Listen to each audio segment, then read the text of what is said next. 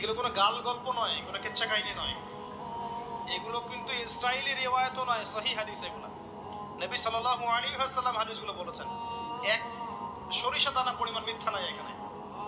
এখান থেকে বলতে যাচ্ছিলাম, দোয়া কবুলের অন্যতম একটা উপায় হচ্ছে আপনি কোনো ভালো কাজ করেন গোপনে, যেটা আল্লাহ ছাড়া কেউ জানে না, ওর ওসিলা করে আপনি আল্লাহর কাছে যান, দোয়া কবুল হবে ইনশাআল্লাহ। আরেকটা অপশন হচ্ছে আল্লাহ পাকের যে নাম এবং সিফাতগুলো আছে এগুলোকে ওসিলা করে দোয়া করা। যেমন আল্লাহ তোমার রহমান নামের ওসিলায় আমি তোমার কাছে দয়া চাচ্ছি, তোমার আল গফুর নামের ওসিলায় আমি ক্ষমা চাচ্ছি, তোমার আর রাজ্জাক নামের ওসিলায় আমি রিজিক চাচ্ছি, ওয়াহাব নামের ওসিলায় আমি সন্তান চাচ্ছি, ইত্যাদি। কথা কি বুঝতে পারছেন? যে নামের সাথে যে বিষয়টা যায় এটা ওসিলা করে আপনি দোয়া করলে ইনশাআল্লাহ তাআলা আপনি আপনার ফলাফল পাবেন।